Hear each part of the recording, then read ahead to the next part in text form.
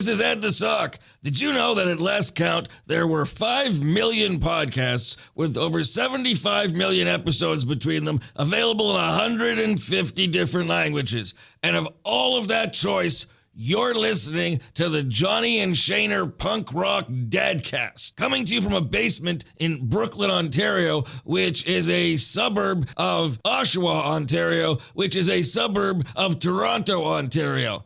Have you started questioning your choices yet?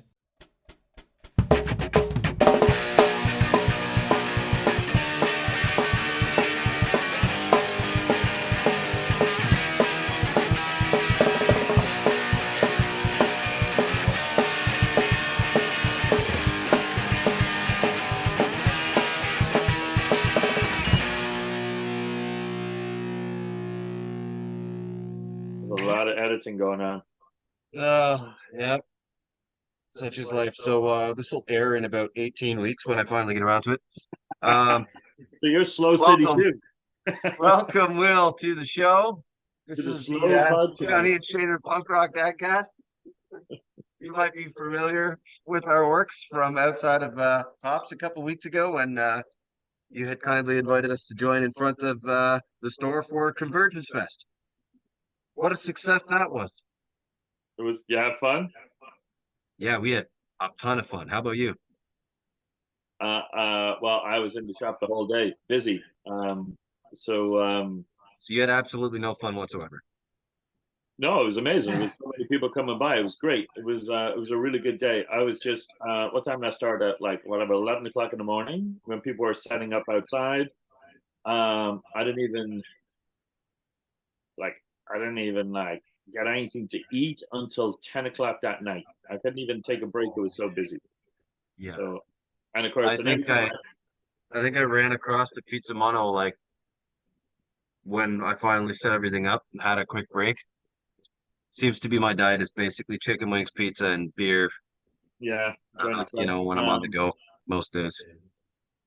Yeah, so it was so busy in the shop that every time I went to take a break, like I'd say to like the staff, I'd be like, I'm heading out, I'm gonna grab something to eat, and then I'd see somebody and I'd start talking to them, and then I'd look in, and then the place would be packed, and I felt like I'd have to go back in to help out, and which is fine, it's no big deal. But yeah, I think it was probably about 10 o'clock, and I think it was Richard Sumner. I think Richard has like 70 King, the old Janosh, and he was walking by with a pizza, and I got talking to him, and he was like, "Do you want to have my pizza?" And I was like, "So first thing I have to do is breakfast, man." I think I might have to. Yeah, I think you were only on our show for about 30 seconds there because you were busy. I don't even think he came on. Yeah. No, I think he did. I did for a second, like about 30 seconds. For a quick second, yeah. Yeah. That was really fun. And Shane, weren't you talking to Ed the Sock earlier this week about bringing back Speaker's Corner? Kind of like our Ed's Corner. Ed's Corner, eh? I tried, yeah. Just set it up as an ATM machine and see how many people try to break into it. Yeah. No, but I mean, no, I was talking more like social media wise, like TikTok videos or whatever, right? YouTube videos.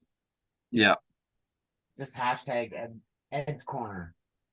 Our attention span is so few that that's probably the best way to do things nowadays, isn't it?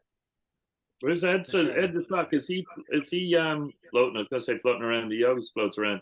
Does he have a show or something?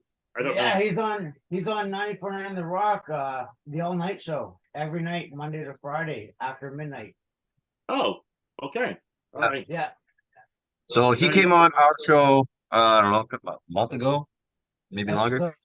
Episode 27, I think. Yeah, he joined us in the basement here, and afterwards we proceeded to get very drunk and called into his show afterwards.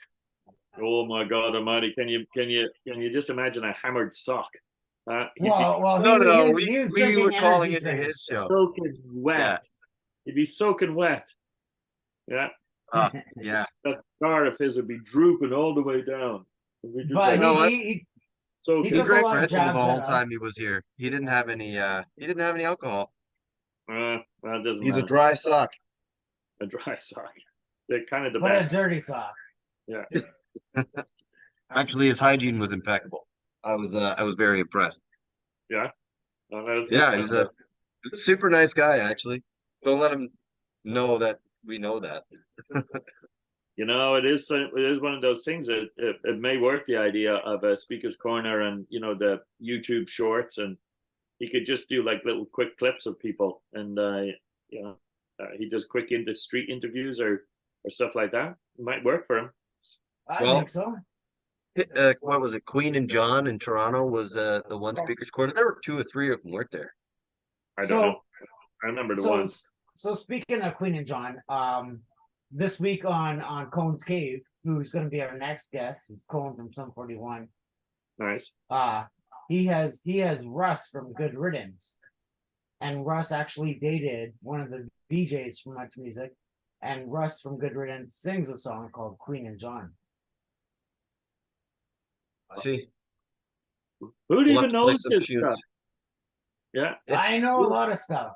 It's Who even Nardwar in the flesh over here.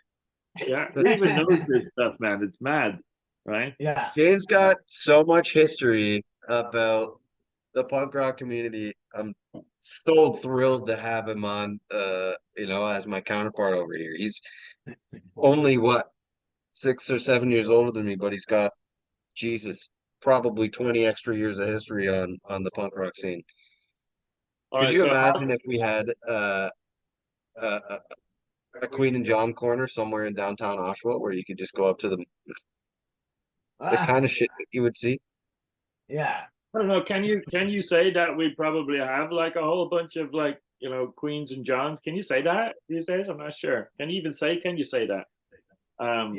We got 44 Bond. That is our history right there. I guess so. What's 44 Bond? The old dungeon. Oh yeah. Yeah. I was I guess this is just like free flow, right? So I was in the new place the other day. Yeah. I wanted to get a tour, and it's kind of like it's weird and interesting to see it as the same space, but and in some way like not reimagined, but just like cleaned up, and you know what I mean. So it's Is it a little more upscale? no, I mean, maybe at some point you'll have the dudes on this to get like all the details of it. But so far they've kept the entranceway, so when you walk down, you're still walking down the grungy outdoors. Right, because they were talking about actually changing that. Yeah, they're keeping that, and wait, I don't know whether you can do this or not. I'm gonna move my computer, and then you guys tell me if you can see this. That's not really, but Nice. Whoa! What? do you see that? How did you get that? Yeah, Mickey Sick gave it to me. Nice. He tore it off the door. He's had it for ages, Yeah. and he's getting rid of it. And I was like, "Don't throw that out. I want it." So I got to get it framed and stuff. But You gonna put it in your shop? Hmm? You gonna put it in your shop? No, I'm keeping all that shit for myself, man. Yeah, Right. Yeah, no, yeah. But yeah, I got a few bits and pieces from all that sort of stuff. But yeah, so Mickey gave it to me, which was cool. Kyle Cornick wanted it. We were kind of bidden, but Mickey gave it to me, which was cool. Will, do you know who has the old Velvet Elvis sign now? Yeah, Mickey has it. It's her that has it, isn't it? Mickey has it. Yeah. Where does she live? Somewhere on like Stacy Avenue or something? Yeah. I wonder if she was Brandon's old landlord, because he used to live in a basement and in the backyard. Yeah. Brandon, my drummer, Brandon Savage. And Yeah, it was somewhere in the backyard. They were the basement. They were the yeah, he was a tenant. He was their tenant. Yeah. I don't think he remembers that. This is like what is this like? It's like show and tell or something like that. Let me see. Hold on a second. Yeah. Because I'm in my basement. Yeah. We need to give you a GoPro. Oh, the bust. That's the Elvis bust. Yeah. You got the old Elvis bust. Beauty. Yeah. Keep all that stuff. And I also have in my garage the actual Velvet Elvis, the painting. Yeah. I was looking after all that stuff for Lisa. I had it when I was booking the hub, right? And we were bringing bands in, and we had hung it up. And then I wasn't there one night, and some kids came in and decided I think they were like hip hop artists or something like that, and they decided that they were just going to trash it. So they took it off the wall and broke the frame, So Shameful. yeah, so we don't have the frame on it, but I do have the actual Elvis, Velvet Elvis, and That's a shame. yeah, a whole bunch of other stuff. It's a shame when graffiti's good, but it's just done poorly. Yeah. It's there's all that stuff that's floating around, and I think it's one of the things having this ongoing conversation. I have a whole bunch of stuff. I never used to bother about any of this stuff back in the day when I was doing like the Woolly Took in the 90s, and I was booking the dungeon when it first opened, and I never kept any of that stuff at all. Well, you didn't know what kind of history it would really create when you're in the middle of it and you're just pissing away the hours. Yeah, like you don't really real. It's only later as somebody comes to you and they're like, "Oh my God, I used to like wait for the Woolly Took to come out, and it was great because it was the only way we knew what was going on in the clubs and all that sort of stuff." So it turns out that it had value. And now I'm kind of realizing that all this other stuff that does have value, we should keep. So yeah, so Mickey has the Velvet Elvis sign, right? And we're gonna, we got to figure out a way of archiving these things. And so I'm having a couple of conversations with people about it. I think it would be kind of cool if we had some sort of like, quote unquote, Oshawa Hall of Fame, Rock and Roll Hall of Fame, an actual place you could go to that would have some artifacts in it. If we did, I was thinking about something like that the other day, Will. Something like a pop-up type thing where we could basically archive these things, store them somewhere, bring them out every once in a while. Yeah. Like an Oshawa punk rock museum. Yeah, man. Sure. You know what I mean? Like, why not? Right? We just got to find a location for it. I mean. Are you aware of the Vegas punk rock museum that just opened up recently? Me? No. No. Actually, Dave Brownsound, this is a no effects effort. Oh, is that what he was posting from? Yeah. So you might have seen that. Yeah, he actually was a tour guide for about 4 tours or something like that. I mean, all those guys. This is the mecca for those guys, right? So they're going in and they want to be a part of it, and they go and sign some shit and walk people through, and they probably get paid very little to actually do it, but it's a huge part of history, especially in the first couple of weeks and months of it opening, which I mean, who knows how long that sort of thing's going to happen. It's in Vegas. It's like, where's the big one in is it Chicago House of Blues or wherever, big rock and roll Hall of Fame? Is it Chicago? Cleveland. Is it Cleveland, I think? Cleveland, Ohio? It starts with a C. Cleveland. The Rock and Roll Hall of Fame's in Cleveland. Yeah. That's me and my dad. That's his bucket list before he goes. He turned 60 this year. So I only just started riding a motorcycle about 9 years ago, but he's been riding one pretty much his whole life, but took a break, when having kids and stuff like that. So he's actually just getting back on that horse. A couple of years from now, that's what we want to do. We want to go down and check out the Rock and Roll Hall of Fame. I don't think I'll ever do that all the way to Vegas. That's a hefty little ride, but never know. You can do the whole Route 66. Sure, why not? Yeah. Yeah, my dad did that. Yeah. On a motorcycle? Yeah, he went down there and rented. Oh, sweet. Yeah. Nice. I'm a very fair weather rider. I don't like to get in any trouble. I did Duck Valley when I was a kid on the back of a Honda 50, and I think that's the closest I've gotten to it. Yeah. Not that I've got any problem with it whatsoever. Just never really. To me, it seems uncomfortable. I mean, if you really sit inside a car and drive somewhere, the idea of being at one with the elements, with the wind in your face and like feeling the cold and the breeze and all that stuff. I'm like, yeah, No, it's funny. I Well, actually been writing a song about the runner's high. I never got it. I never really had the runner's high. You know how you run and they get high and they like, really like to, yeah, exactly. I'm like, but I don't yeah. get it. Just like most people don't get, being on a motorcycle. But I get being on a motorcycle. I like that high, but I never got the runner's high, Yeah, I And don't think that's I never, that's why I've been bagging on the pounds. I you know what I mean, don't get I is was I just never found fast out. enough to get any high out of it. Yeah. I You just found out running 2 away nights from ago them. that Johnny has heated handlebars. I do. I have heated handlebars on my motorcycle. Have you got like one of those big speakers too, so that'll drown No, your no, it's not like that.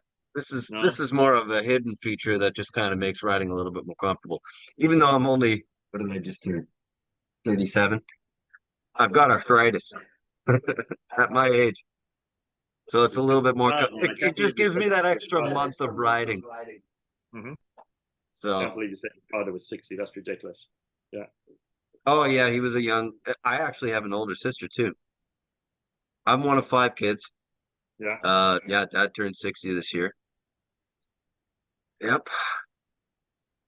Well, your Oh, kids got to be up there, haven't they? You got Owen and you have more than one kid? Owen's not my kid. Okay. Owen's How my old are you? nephew. I'm almost 60. Almost 60. Yeah. So there you go. So I'm as old as your old man. I guess so. That makes me an old man. So You know what's great though? He, my younger brother's also a musician. Only the two of us out of 5 in our family that have actually, you know, continued on with it past high school. And he comes to all of our shows that he can. If he's able, he's there. He always makes it. Even though like he lives in Windsor now, but my brother lives in Kitchener and I'm living here. And any show that we have, he's always there. Very That Tim? supportive of that. Yeah, Tim, my brother, my Yeah. drummer brother. Yeah, yeah. If dad can make it, he's always at a show. I was in He's a Kitchener. rock and roller. Yeah. I was in Kitchener on the weekend I don't think I'd ever been. I haven't been to Kitchener in like 20 years. And it's cropping up in my conversations, oddly enough, this week. And took a walk around their downtown. I think they got a venue like called the Hub or something. Oh yeah, There's a lot of money in Kitchener, and it's a nice little downtown. And it's like cool narrow streets. Like the streets are like only 2 cars wide, yeah, and lots of public art, and it's very clean. Obviously yeah, it's got its own social issues like everywhere yeah, else. Um, but there seems to be a lot of money going into it. It looks like so. Yeah, it's cool. yeah. It's It nice. seems to be. My mom lives in Kitchener, right downtown, actually, very, very downtown. Um, she works at the Grand River Hospital, and it's actually a 10-minute drive away from where she lives, but she's right downtown. Uh, Cool. her place has a little community garden and stuff. Like, it's like a little complex of houses. She rents a whole house there, which is really nice for her because anytime any of us bring the kids, she's got plenty of room for us, Yeah. which has been good. Here's over there, man. Your drink is over there. He's just getting a beer. He doesn't know where to find him. He hasn't been here. This is season 2, so he hasn't been here in 8 weeks or Figured so. out where the beer is. Yeah. Yeah. Actually, he's going to take a piss. The bathroom is literally right up above my head, so this is going to be funny. So okay, so we probably mute. We should probably mute. You can't hear it that bad. It's not as bad as I make it out to be. No, let me see if I can take you through a walk. Hold on. I hope I don't lose you. Oh no, I can't. I'm tethered into this machine. That's all right. While he's away, what's Shane's connection with 94.9? Is dad runs it, or is dad's a DJ, or what's his connection? I think his dad's kind of a sales guy. And Shane has been working for 94.9 for about 19 years as their graphic designer, their lead graphic designer. So he's done their website, the beer cans he made their designs for. He does all the AV sort of stuff. When What's his what's his dad's name? Steve, Oh, okay. All right. I met him. All right. Yeah. Steve So I know. McCauley. Yeah. we were just in the studio briefly tonight. Lee was working, but the Green Day tickets went on sale today, Excellent. and I'm a huge fan. So I bought some tickets this afternoon on the pre-sale because the tickets don't actually open up until Friday. And then not 10 minutes later, there was a radio contest, and it was on 102.1 The Edge because 94.9 was playing shit, so I turned it. And they were having this contest, and okay, so right now, if you're listening to The Rock, Ed will say some Green Day lyrics, and then you have to decipher what the song is, call into the radio station, and tell them the song, and they'll give you free tickets or whatever. So the Edge was doing something similar, but the DJs were gargling milk while trying to say Green Day lyrics. What did they say? Karaoke. They were calling it karaoke. Karaoke. Karaoke. Karaoke. It was horrible. Karaoke we were doing. It was very cringeworthy. But we were driving, and I actually knew the lyrics to the song. And like they had like 30 people call in, and they all got it wrong. And I called in. I got in right away. I told them the name of the song before I even introduced myself, and they said, "Finally, somebody got the song," and I won the tickets. Right after I just went and paid for the tickets. I already bought tickets 15 minutes before that, and Shane was in the car. He was like, "How did you get through? First try, have the song, and you got the tickets right away." And weirdly, Shane. There's a bit of a thick But skin, man. actually, he's at 94.9, and I won them from 102.1. Well, radio people know radio people, don't man. Well, they're not affiliated whatsoever. I don't know. No, they're contenders. Yeah. It was a very honest win, but I'm used to that. I've been winning radio stuff for, I don't know, probably the better part of 20 years. I got horseshoes up my ass, Will. Very uncomfortable. Yeah. Don't we all? Let me ask you, Shane. Were you, because I met your dad like a couple of times. Yeah. When I was doing like OMAs and stuff. So I think I was talking to your dad because I don't think you and I really kind of have met too much over the years. So especially considering you like grew up in the dungeon and you're all part of that scene and whatever. Yeah. So the next generation on the Rock, were you looking after that for a while? No, Lee Eckley takes all the submissions. Yeah. But it's Christian Tana that is the host. Okay. All right. So it used to be Brian Moncar's. Yeah. I'm talking maybe, it's got to be like pre-COVID, maybe 2019, 2018 or something. Must have been, because I was going in and I was doing a lot of trying to get a sponsorship for the OMAs, right? And so I was with Steve quite a lot, about it, and obviously Doug out. And then Adrian works there. I don't know if she still works there now. But I remember some guy came in and Steve was introducing him, and I think maybe it might have been you, as being like a bit of a talent scout. You know what? The next generations. So like picking bands or at least having some input or something. So yeah. My brother is also a sales rep. Okay, so maybe that's what it was. I think he was going to give you a call. Yeah. His name's Dustin. Okay. Dustin McCauley. I think he was going to try and reach out to you. Yeah. Okay. Well, I think we should try and revisit that conversation. I think we've come out the other side of a lot of things. There's a lot of movement in the city. There's a lot of focus on music. A lot of interest in music. People seem to be coming out to shows, which is great.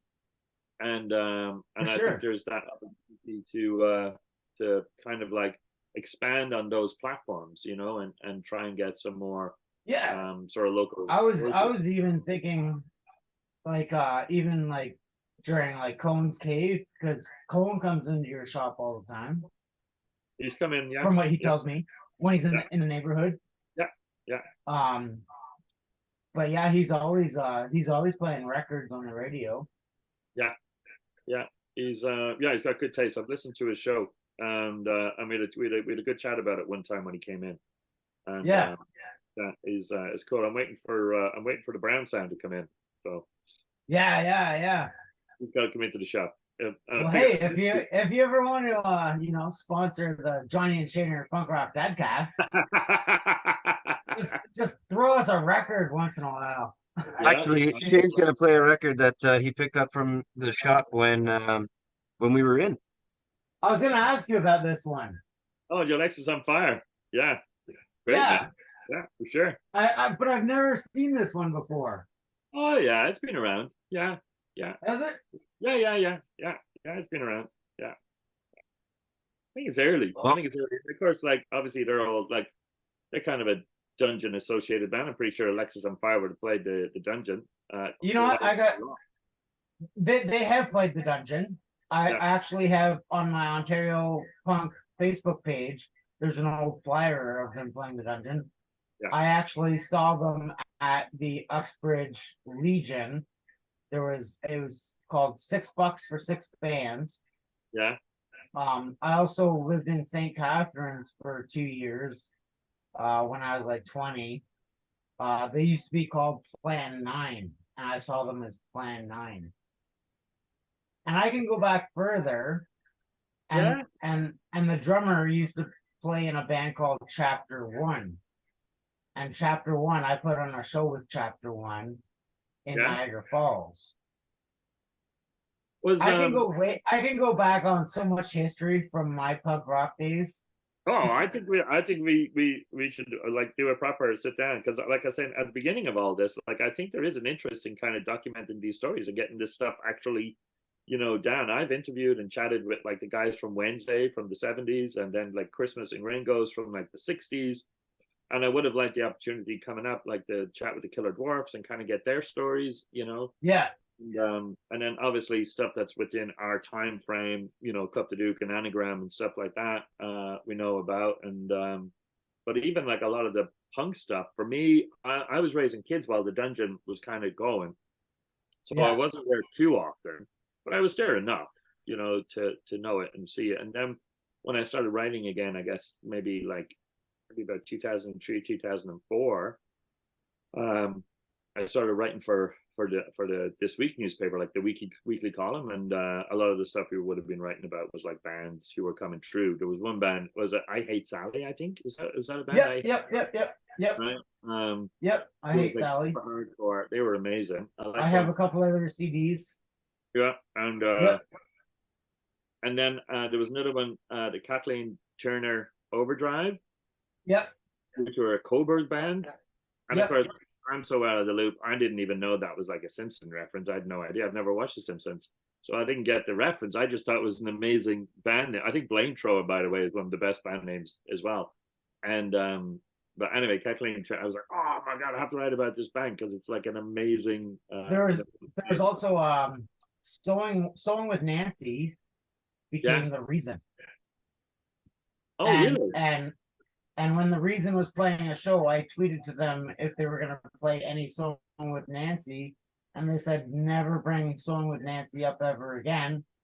And like a few months ago, I was on Apple Music, and they have the whole Sewing with Nancie on Apple Music and Spotify, and they told me never to bring them up again. But I used to have a Sewing with Nancie T-shirt and everything, but yeah, they're The Reason.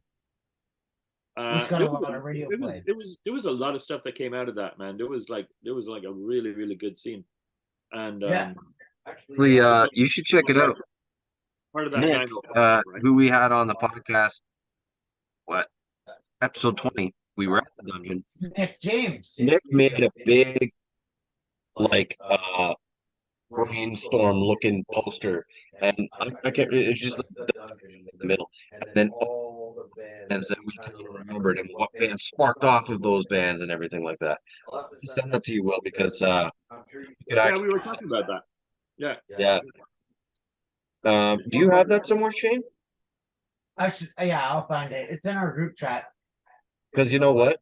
Honestly, everybody we bring into the show could probably add 3 or 4 bands to that. And that's just going to look like an amoeba after a certain amount of time. It's going to look fantastic. So going back to your pop-up Oshawa punk rock museum, Yeah. we Yeah. could drag a lot of bands into this just for one day. I see you've got a Kiss poster behind you there, Will. It's not a poster actually. It's a photograph of them when they played the Oshawa. When they Oh, played- really? Yeah, the GM Center. Yeah, it's by Jason Liebridge. Cool. Oh, was that when Luchik was behind it? Which one? Robert Luchik? Yes. Yeah. The asshole that went crazy. I was when I had the vault downtown, the art gallery I had for like about a year. We were doing exhibits, and then Jason, who's a photographer for Metroland, gave me a couple of photographs of stuff that bands and stuff like that to show. There's also, if I turn this around and kind of tilt it, there's a Johnny Reed right above my head, right? Oh yeah. No, I was going to say about the Kiss.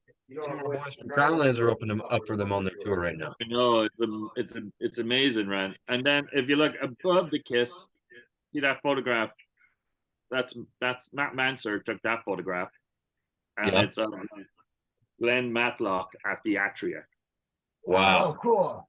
And anybody who knows punk knows Glenn Matlock. And I love the photograph when Matt was showing me it, and I was like, oh my god, Matt, I love, like, oh my god, I've got to have a copy of it, because if you look at his eyes, he looks like the saddest, most despondent man you've ever seen, because he's like Glenn Matlock and he's playing the Atria in Oshawa, and I was like, I've got to have that photograph. So Matt was very nice and printed it up and gave me a framed copy. So yeah, man, there's a few bits and pieces that I just sort of keep up around here. So I just saw a post from I think it was from Chris Boneless that where they just had what they're doing over there at the Atria nowadays. But you know,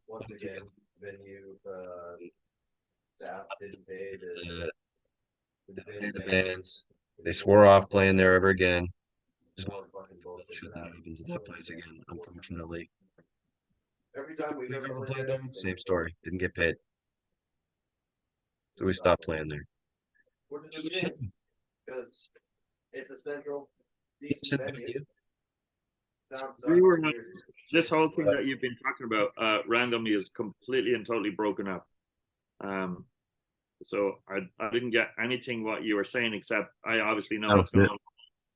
And that's okay, things are, whatever. Things are what they are in this town, and everybody gets to make their own decisions. And Oh, you know what? That's because I have a countdown timer here that says remaining meeting time, 1 minute and 15 seconds. are we getting kicked out? I think we're getting kicked out. Well, you're gonna have to let me in. One of these days, I'm gonna have to upgrade to pro, but this is supposed to be a free podcast. So until next time.